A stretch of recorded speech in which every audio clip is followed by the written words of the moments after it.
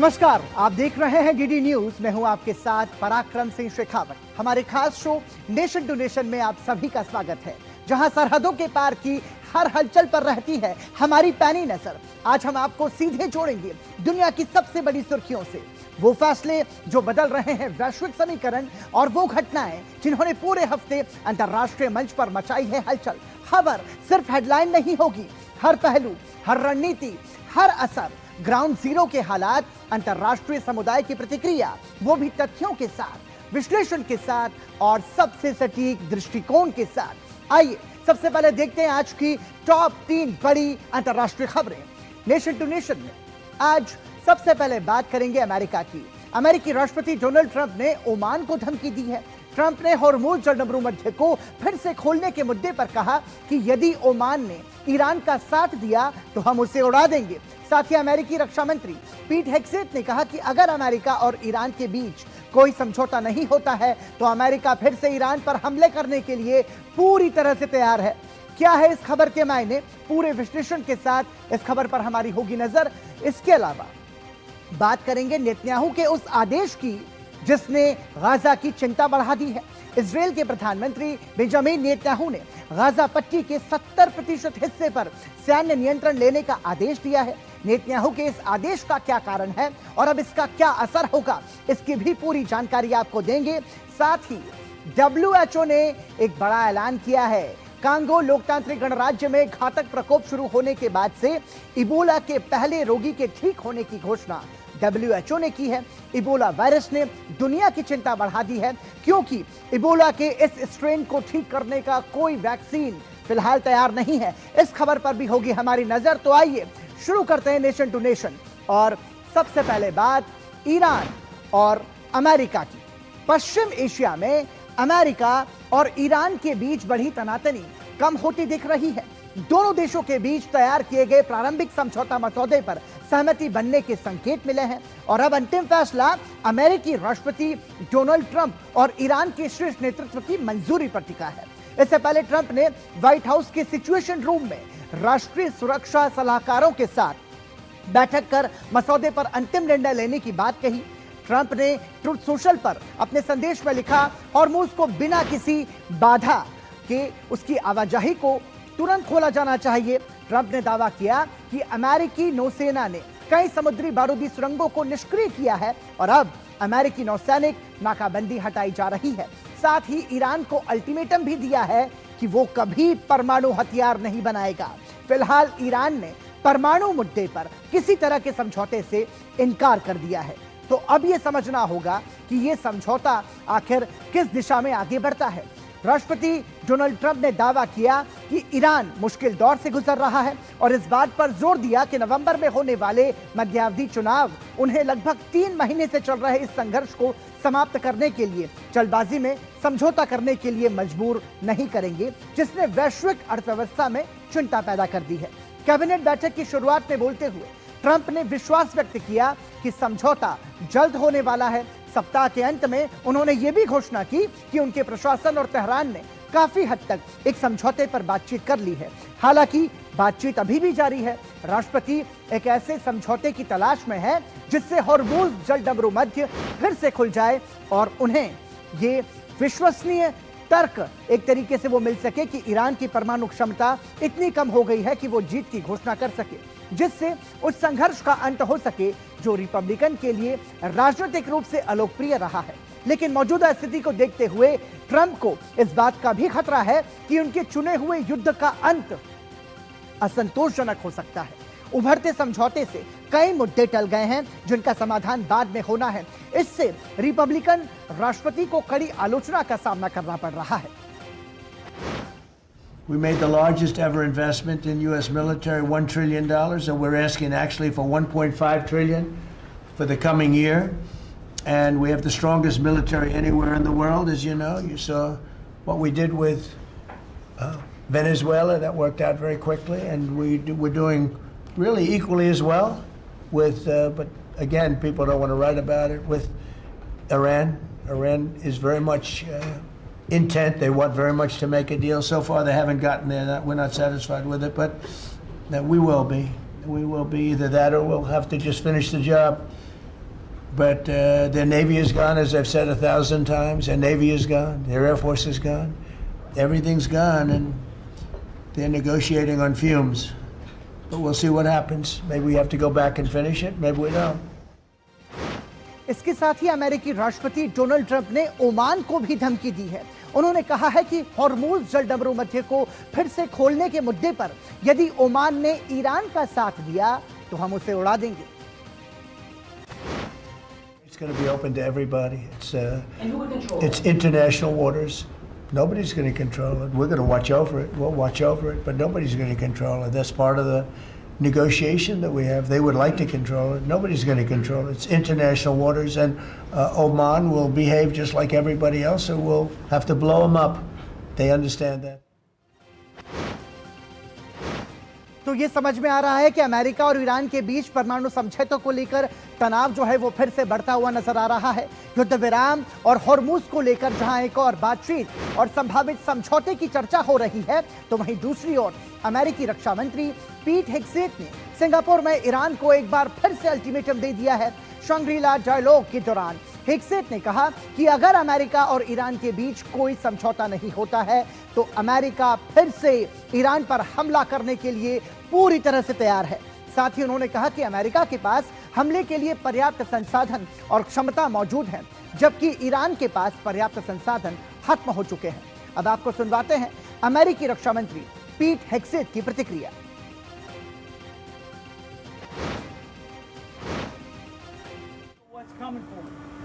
And that's when they either step up and meet the fury of the American military or back down, and you create a whole bunch of options for America and the president with what he wants to execute on behalf of the American people. So right now, hey, Iran has a choice. Meet at the table with the president and give up their nuclear program.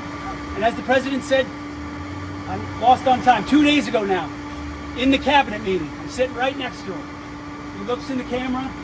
He says, well, Iran can either do it the right way, with a deal, across the table, or they can deal with my guy on the left. That happened to be me. But it's not me, it's you guys. It's what you're ready to do.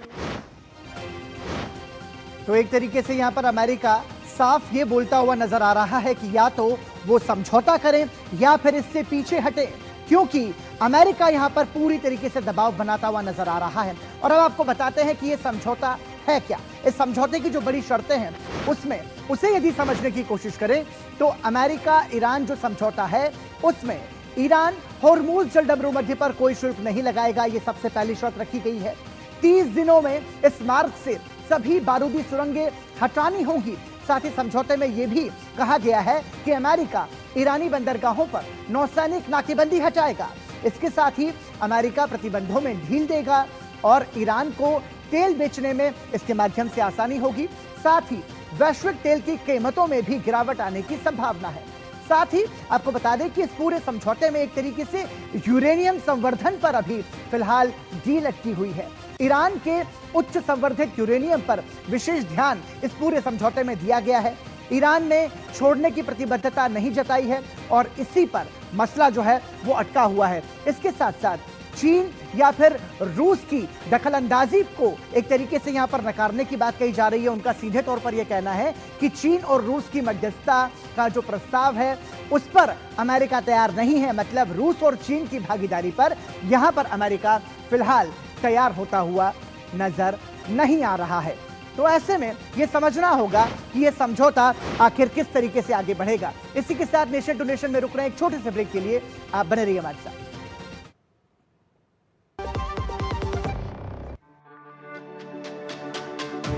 मेरी पसंद, मेरी पसंद, मेरी पसंद, मेरी पसंद, हमारी पसंद। हम सबकी पसंद। मजबूत देश का मजबूत सरिया हो गया स्टील। पैसा बाजार सीपीएल में अब अपना क्रेडिट स्कोर चेक करके 1 लाख तक जीत सकते हैं। Paisa Bazaar credit premier league, credit score देखो जीतो।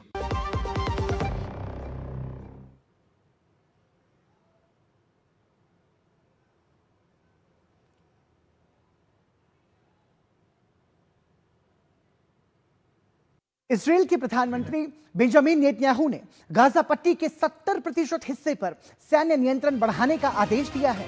उन्होंने गुरुवार को वेस्ट बैंक में आयोजित एक कॉन्फ्रेंस में कहा कि वर्तमान में इसराइल गाजा के करीब 60% इलाके पर नियंत्रण रखता है और अब इसे 70% तक बढ़ाने का लक्ष्य है। नेतन्याहू ने कहा, हम हर कदम पर हमास पर दबाव बनाए हुए हैं। पहले हम 50% इलाके पर थे, फिर हम 60% तक पहुंचे हैं और अब हम 70% तक पहुंचने का काम शुरू कर रहे हैं। उन्होंने ये भी स्पष्ट किया कि आगे की रणनीति धीरे धीरे लागू की जाएगी। इस कदम को अक्टूबर 2025 में हुए युद्ध विराम समझौते के विपरीत माना जा रहा है। समझौते के अनुसार इजरायली सेना को येलो लाइन के पीछे हटना था, जिसके बाद गाजा का लगभग 53% हिस्सा इजरायल के नियंत्रण में था। हमास का आरोप है कि इजरायल धीरे धीरे इस सीमा को आगे बढ़ा रहा है। हालिया रिपोर्ट्स के मुताबिक अब गाजा के लगभग 60 से 64% इलाके पर इजरायल का नियंत्रण है। युद्ध और बमबारी के कारण गाजा के अधिकांश इलाके पहले ही तबाह हो चुके हैं और यदि इजरायल 70% इलाके पर कब्जा करता है तो गाजा के करीब 22 लाख लोग कुल क्षेत्रफल के 1/3 से भी कम हिस्से में रहने को मजबूर होंगे। इस प्रकार गाजा पट्टी में इजरायल हमास तनाव और मानवीय संकट दोनों बढ़ते हुए नजर आ रहे हैं। ऐसे में समझना होगा कि ये जो संकट है वो संकट आखिर कैसे निपटेगा, क्योंकि यहाँ पर एक तरीके से खुली चेतावनी यहाँ पर इजरायल दे रहा है और 70% के बाद अब उसकी कोशिश होगी कि वो सीधे तौर पर उससे आगे बढ़े। लेकिन यहाँ पर जो चुनौती है वो चुनौती कम होती हुई नजर नहीं आ रही है। इजरायल का सामना यहाँ पर अमेरिका से भी हो रहा है और इस बीच इजरायल के प्रधानमंत्री बेंजामिन नेतन्याहू ने सीधे तौर पर हमास के 70% से ज्यादा इलाके पर कब्जा करने की बात कह डाली है। और अब ये यहाँ पर समझना होगा कि इस तरीके से जब समीकरण हालात जब और ज्यादा तनावपूर्ण बनते जा रहे हैं तो ऐसे में क्या हमास पलटवार करने की स्थिति में है? हालांकि हमास के जिस तरीके से पिछला इतिहास रहा है और जिस तरीके से इतने लंबे समय से वो युद्ध का सामना कर रहा है, हम ये देख रहे हैं कि वहाँ की जो बड़ी आबादी है वो भीषण बमबारी की वजह से एक तरीके से पलायन करने पर मजबूर है। और ऐसे में यहाँ पर अब जो इजरायल है वो लगातार दबाव बनाए हुए हैं। ऐसे में बेंजामिन नेतन्याहू पूरी रणनीति के साथ कदम दर कदम आगे बढ़ाते हुए वो धीरे धीरे हमास को पूरी तरीके से अपने नियंत्रण में लेने की रणनीति बना रहे हैं। जानकारों का भी मानना है कि बहुत लंबे समय से इस तरीके का तनाव लगातार जारी है।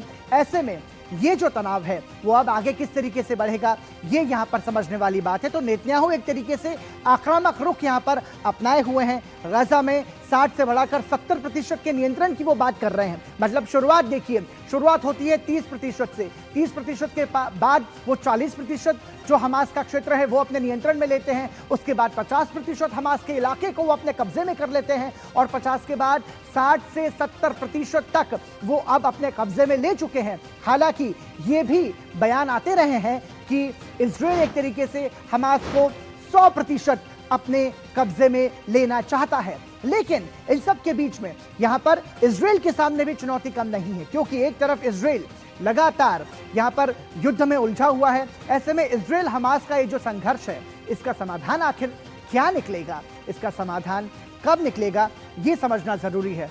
और इसके साथ ही यदि हम बात करें अमेरिका ईरान समझौते की, तो ये समझौता भी यहां पर समझना जरूरी है, क्योंकि समझौता तो हो चुका है लेकिन एक तरीके से न्यूक्लियर डील पर अभी ये पूरा जो मामला है वो अटका हुआ है। अमेरिका ने अल्टीमेटम साफ तौर पर दिया है कि यदि वो समझौता करे या फिर वो पीछे हटे, तो दोनों ही स्थिति में यहाँ पर अमेरिका दबाव बनाए हुए हैं। इस पर बातचीत के लिए हमारे साथ जुड़ रहे हैं विदेश मामलों के जानकार डॉक्टर संदीप त्रिपाठी। बहुत बहुत स्वागत डॉक्टर त्रिपाठी आपका।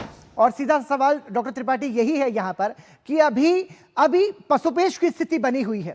समझ में नहीं आ रहा है कि इसका जो निर्णय होगा इस समझौते का वो निर्णय क्या होगा। जिस तरीके से अमेरिका दबाव बना रहा है और समझौते की जो तमाम सारी शर्तें सामने रखी गई हैं, आपको लगता है कि इसका कोई समाधान निकल सकता है?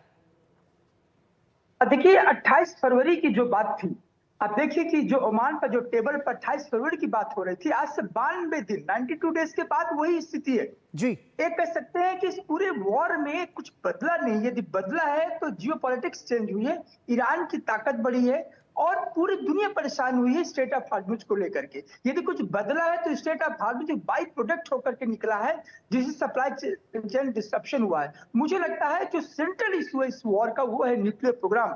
आज जब व्हाइट हाउस पर प्रेसिडेंट ट्रंप अपने सहयोगियों के साथ मीटिंग कर रहे थे तो उन्होंने ये कहा कि अभी तक कुछ क्लियर नहीं है। एक्चुअली क्लियर क्यों नहीं होता, वो इसलिए कि सिचुएशन जीरो सम गेम की अंतर्राष्ट्रीय राजनीति में।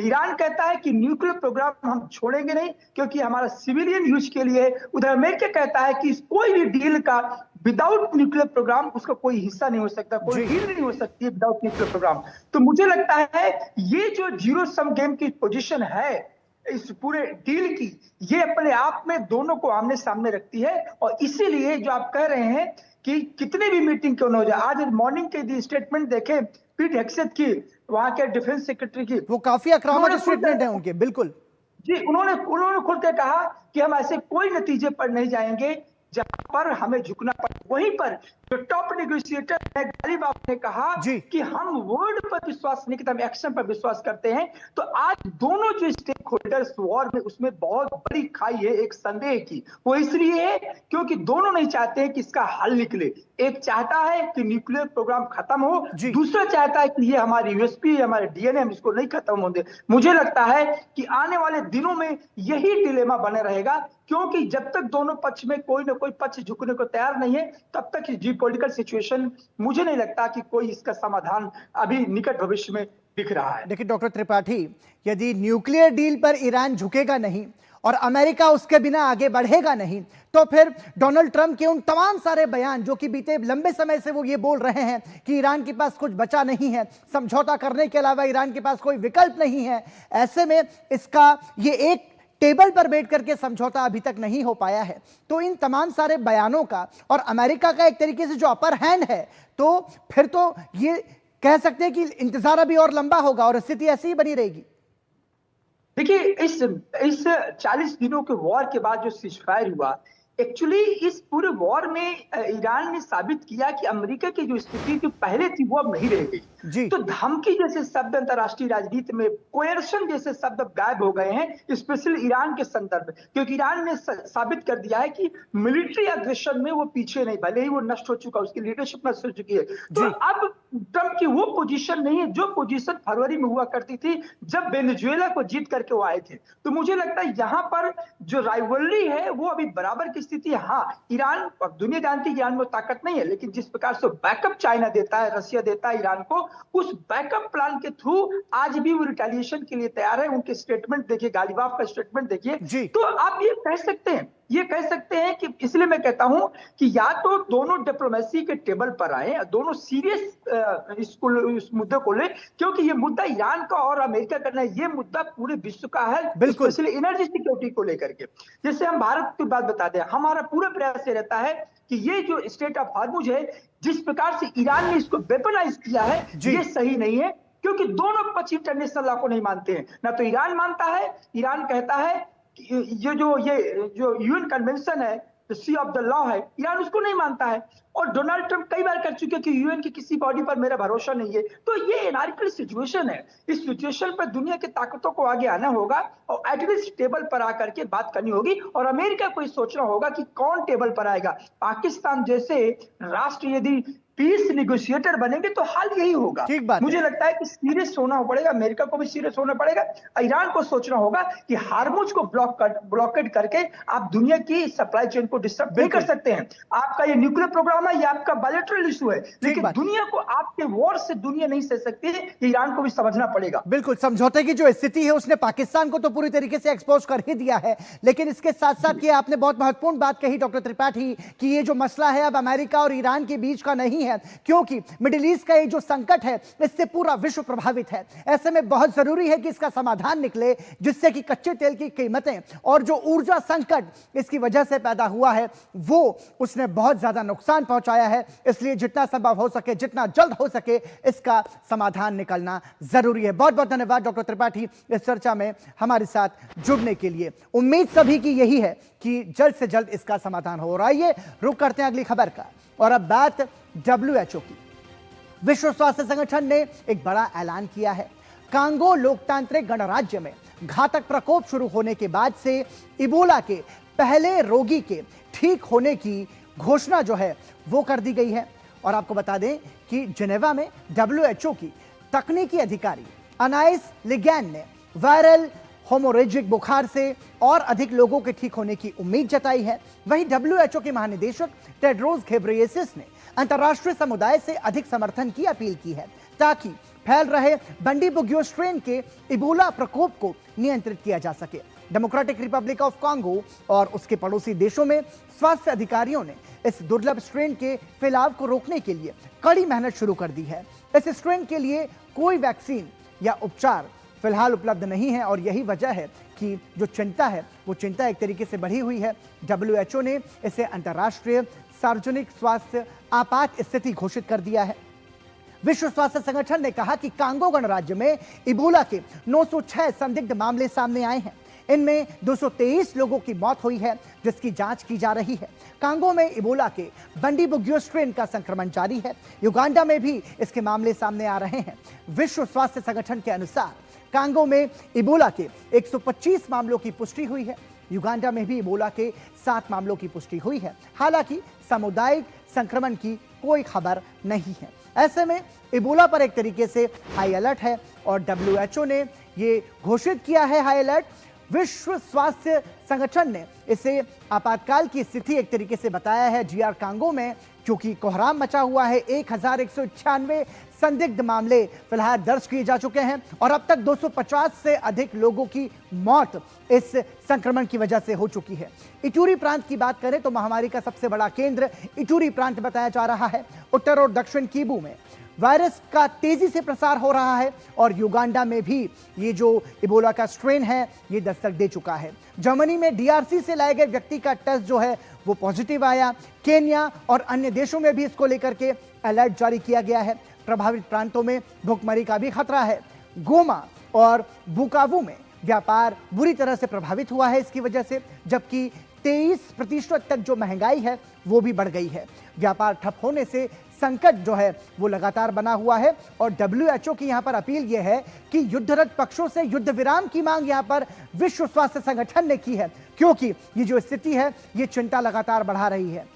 जो तमाम सारे कैंप्स वहाँ पर बनाए गए हैं उन कैंप्स में संक्रमण का सबसे अधिक डर है। सुरक्षा उपकरणों की भारी कमी है और फंडिंग की कमी से भी इबोला वायरस से ये जो लड़ाई है वो लगातार कमजोर नजर आ रही है। अब आपको बताते हैं कि ये जो इबोला वायरस है ये कितना खतरनाक है। इबोला का ये जो स्ट्रेन है इसका नाम है बंडीबुगियो स्ट्रेन और आपको बता दें कि ये इबोला वायरस का दुर्लभ बंडीबुगियो स्ट्रेन है। संक्रमित व्यक्ति या जानवर के बॉडी फ्लूइड से ये फैलता है। औसत मृत्यु दर करीब 40% मानी जाती है। इसके जो लक्षण हैं उनके लक्षणों की बात करें तो तेज बुखार, कमजोरी, उल्टी और ब्लीडिंग इसके प्रमुख लक्षण हैं। फिलहाल इस स्ट्रेन के लिए कोई वैक्सीन उपलब्ध नहीं है और यही इस स्थिति की सबसे बड़ी चिंता का बड़ा कारण भी है।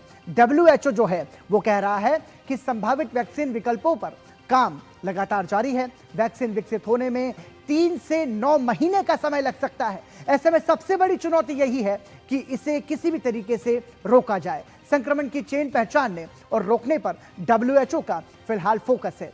अब आपको बताते हैं कि इस जानलेवा वायरस से आखिर बचाव कैसे करें। आपको बता दें कि संक्रमित व्यक्तियों से दूरी, मतलब जिस तरीके से हमने कोरोना का सामना किया था उसमें भी हमें संक्रमित व्यक्तियों से दूरी की बात कही गई थी। इसमें भी ठीक उसी तरीके से हमें ध्यान रखना है। हैंड हाइजीन का विशेष रूप से ध्यान रखना है। कच्चे मांस से परहेज की बात भी कही गई है और टीकाकरण जो है उसमें, हालांकि इसका तो कोई वैक्सीन अभी उपलब्ध नहीं है लेकिन इसके टीकाकरण पर अभी फिलहाल काम जारी है। तो ऐसे में यात्रा के दौरान सतर्कता बरतने की सलाह दी जा रही है और ये कहा जा रहा है कि आवश्यक ना हो तो किसी भी तरीके से यात्रा से बचें। खास तौर से जिन जिन क्षेत्र में, जिन जिन इलाकों में ये संक्रमण तेजी से फैल रहा है वहां पर यात्रा से बचने की सलाह दी जा रही है। इसके साथ ही इबोला के लक्षण की बात करें तो अचानक तेज बुखार आना, तेज सिरदर्द होना, मांसपेशियों और जोड़ों में दर्द, ये तमाम सारे इबोला के लक्षण हैं।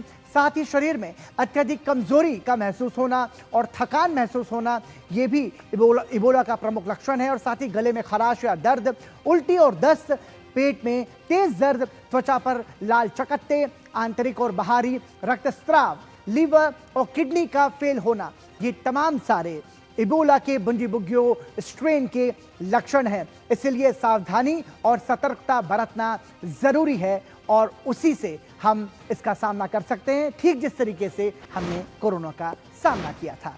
और इसी के साथ अब आपको बता दें कि नेशन टू नेशन में तमाम सारी हमने आपको जानकारी दी। उम्मीद करते हैं कि ये पूरा कार्यक्रम आपको पसंद आया होगा। इसी के साथ नेशन टू नेशन में आज के लिए इतना ही। हमें और हमारी पूरी टीम को दीजिए अनुमति। नमस्कार।